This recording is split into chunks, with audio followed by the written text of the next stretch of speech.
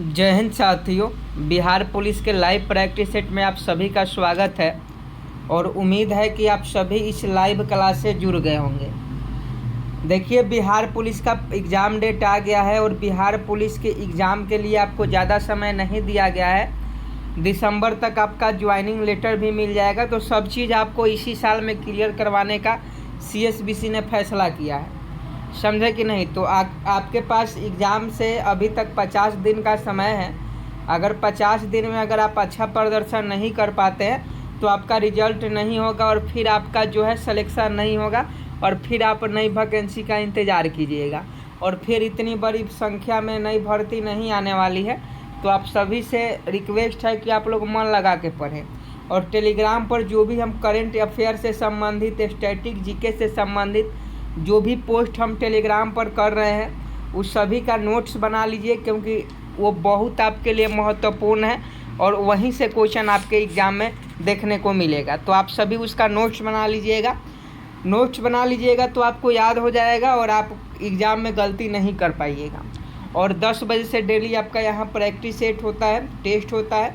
तो अभी 10 बज गया है और आप सभी जुड़ जाइए फटाफट। देखिए, आज का पहला क्वेश्चन है, पहला वित्त आयोग का गठन किस वर्ष हुआ था? 1 नंबर प्रश्न का सही जवाब बताएं। पहला वित्त आयोग का गठन किस वर्ष हुआ था? 1 का अगर आप ऑप्शन बी 1951 बता रहे हैं तो आपका बिल्कुल सही जवाब है।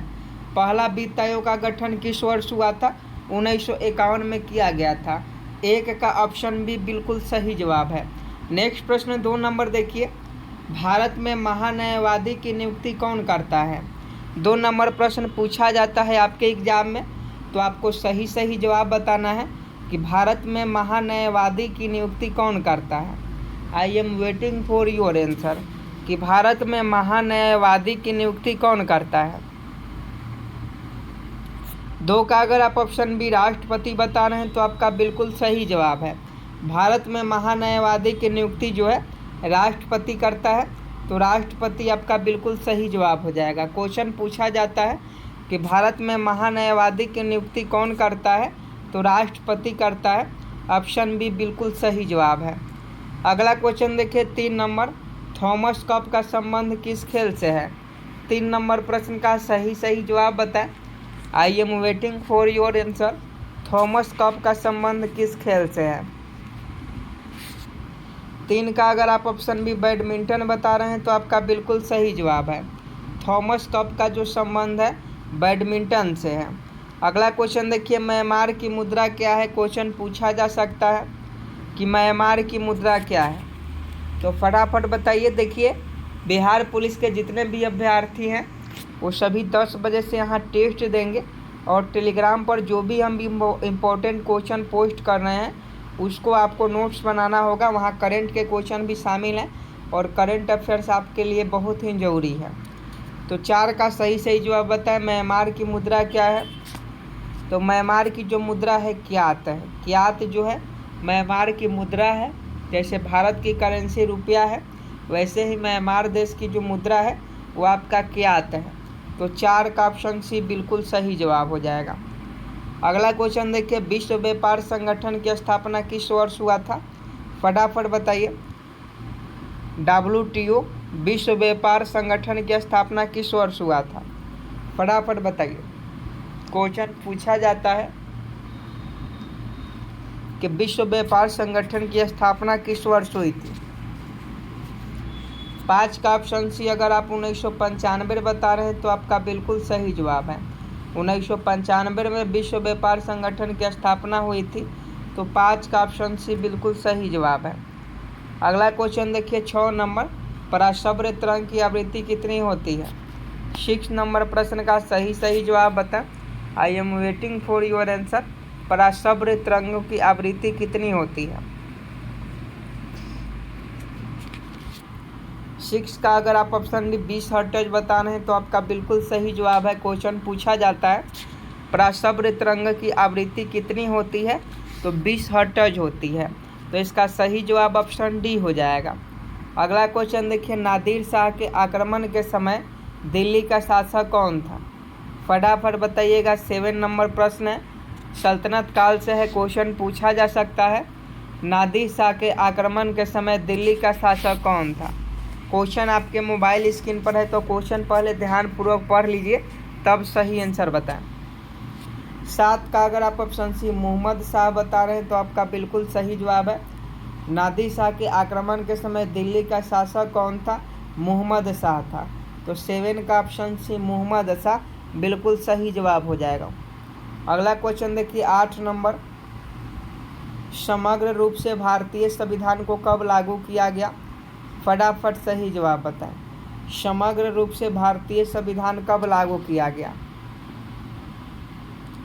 तो देखिए भारतीय संविधान जो हमारा बनकर तैयार हुआ 26 नवंबर को, 26 नवंबर को हर साल संविधान दिवस मनाया जाता है, लेकिन भारतीय संविधान को लागू कब किया गया, लागू पूछा जा रहा है। तो लागू आपका 26 जनवरी 1950 को किया गया। हम लोगों के जो भारतीय संविधान है उसको लागू 26 जनवरी 1950 को किया गया, जिस दिन हम लोग गणतंत्र दिवस के रूप में हर साल मनाते हैं 26 जनवरी को। तो 26 जनवरी 1950 आपका बिल्कुल सही जवाब हो जाएगा। अगला क्वेश्चन 9 नंबर देखिए, भारतीय राज्य नागालैंड की राजधानी कौन सी है?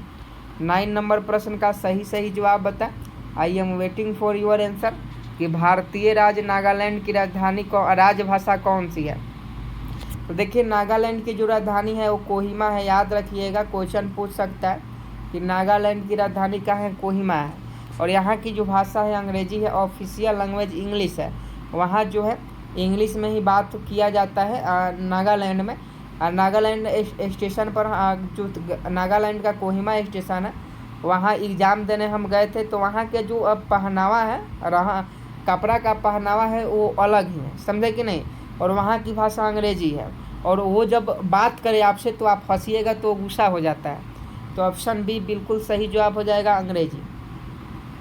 अगला प्रश्न देखिए, इलाहाबाद स्तंभ के शिलालेख में किसकी उपलब्धियां वर्णित है? क्वेश्चन पूछा जाता है, तो 10 का सही जवाब बताएं। इलाहाबाद स्तंभ के शिलालेख में किसकी उपलब्धियां वर्णित है? तो ये आपका समुद्रगुप्त का है। तो समुद्रगुप्त आपका बिल्कुल सही जवाब है।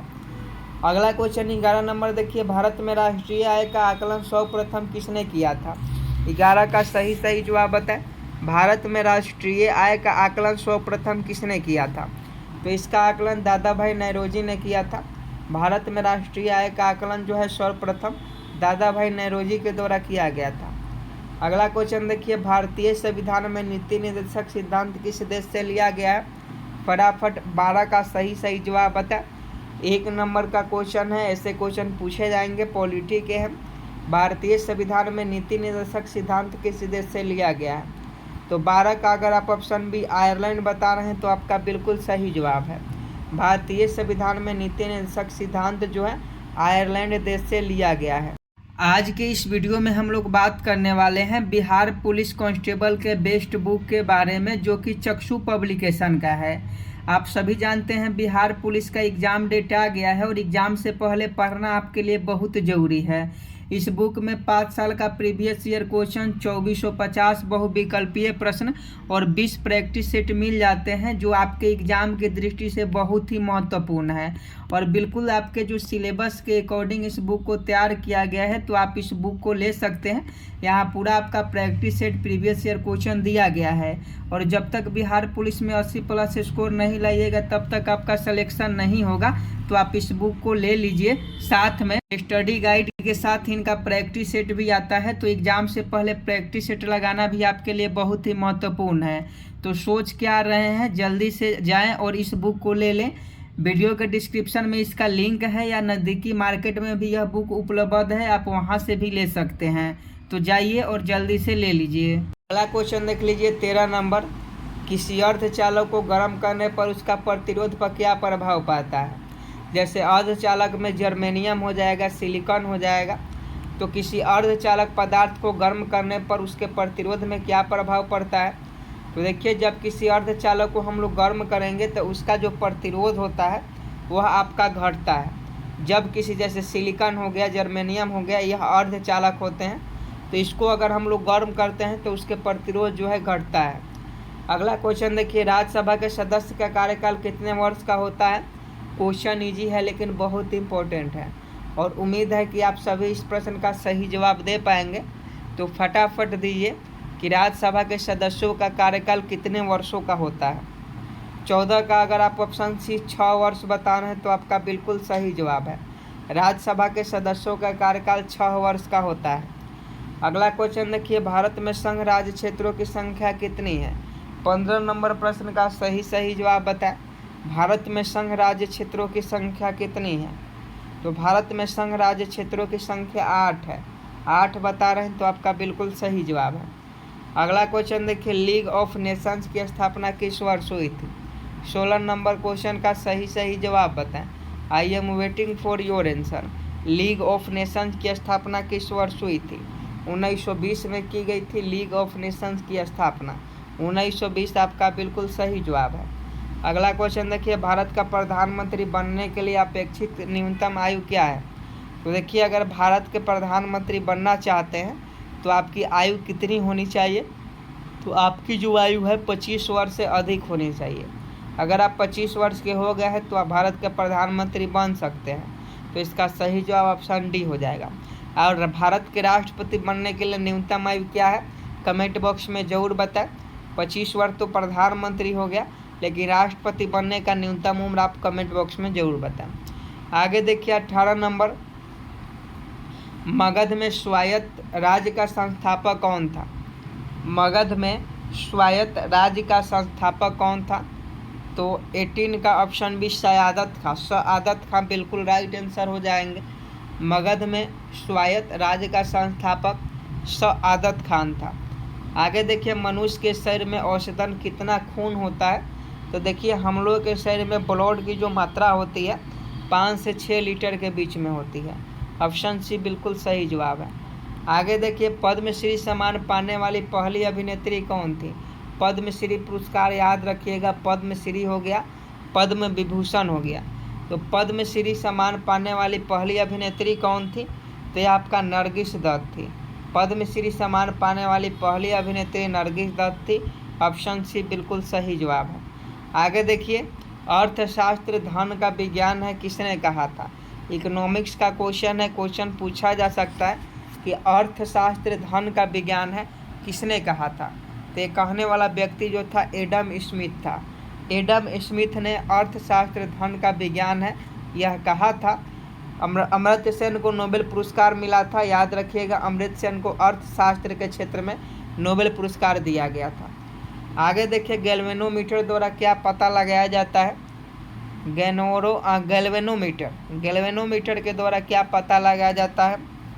तो यह आपका धारा जो है गैल्वेनोमीटर के द्वारा पता लगाया जाता है धारा। तो ऑप्शन बी करंट पता लगाया जाता है। ऑप्शन है बिल्कुल सही जवाब है। और विद्युत धारा कैसे मात्रा के एम्पियर होता है ये आप याद रखिएगा। आगे देखिए, भारत की पहली बहुउद्देशीय परियोजना का निर्माण किस नदी पर हुआ था। देखिए, बहुउद्देशीय परियोजना से संबंधित क्वेश्चन पूछा जाएगा तो परियोजना वाले क्वेश्चन आप लोग जरूर याद रखिएगा। तो फटाफट बताइए कि भारत की पहली बहुउद्देशीय परियोजना का निर्माण किस नदी पर हुआ था। तो 23 का ऑप्शन भी दामोदर नदी हो जाएगा। भारत की पहली बहुउद्देशीय परियोजना का जो निर्माण है दामोदर नदी पर हुआ था। आगे देखिए, गुप्त संवत की शुरुआत किसने किया था। देखिए, शक संवत की शुरुआत जो है 78 AD में हुआ था।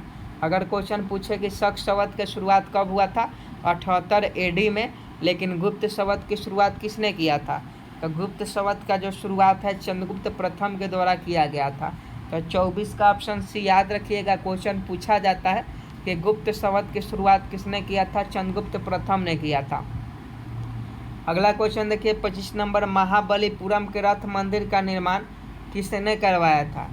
महाबलीपुरम के रथ मंदिर का निर्माण किसने करवाया था। 25 का सही जवाब बताएं। तो नरसिंह वर्मन प्रथम ने करवाया था। महाबलीपुरम के रथ मंदिर का निर्माण नरसिंह वर्मन प्रथम ने करवाया था। अगला क्वेश्चन देखिए 26 नंबर, प्रकाश तरंग किस प्रकार की तरंग होती है। प्रकाश तरंग किस प्रकार की तरंग होती है।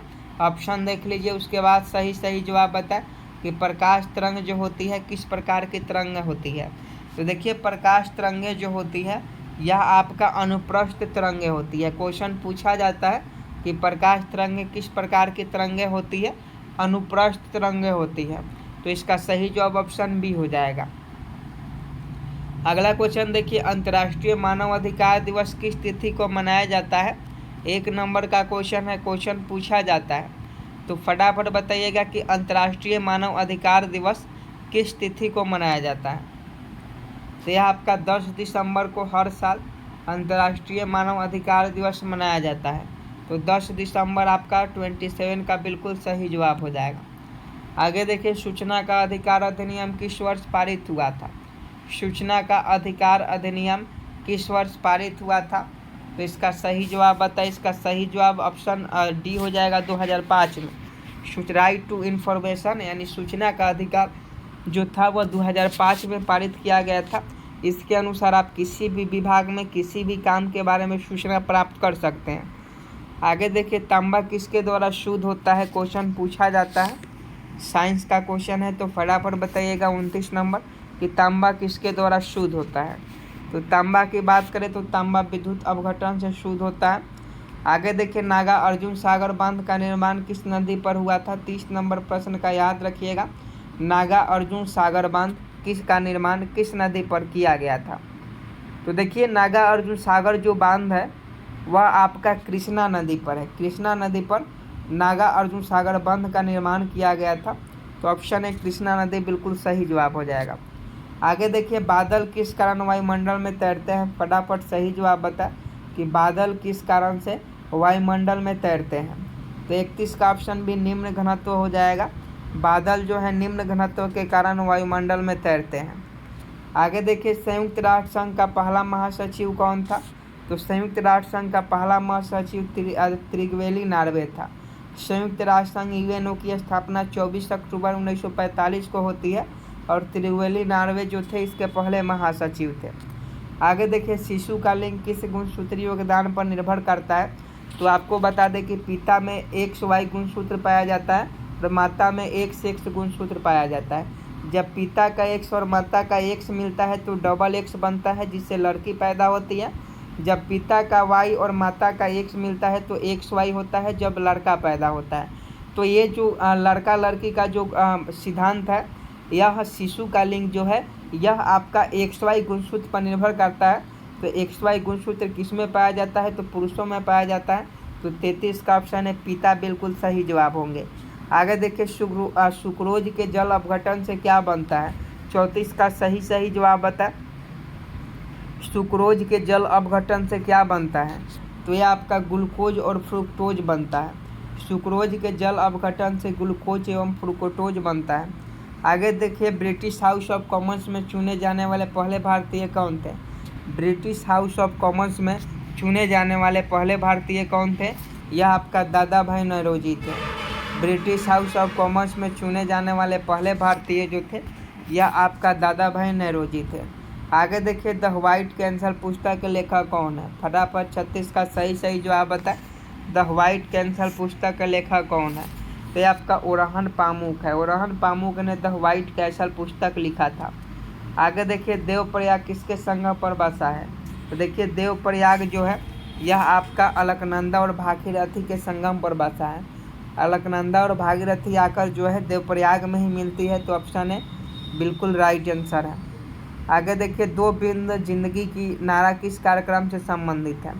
2 बूंद जिंदगी का नारा, तो ये आप सभी जानते हैं 2 बूंद जिंदगी का नारा जो है पल्स पोलियो अभियान के तहत बच्चे को 2 बूंद दिया जाता है पोलियो का खुराक, और 2 बूंद जिंदगी का नारा जो है ये पल्स पोलियो कार्यक्रम से संबंधित है।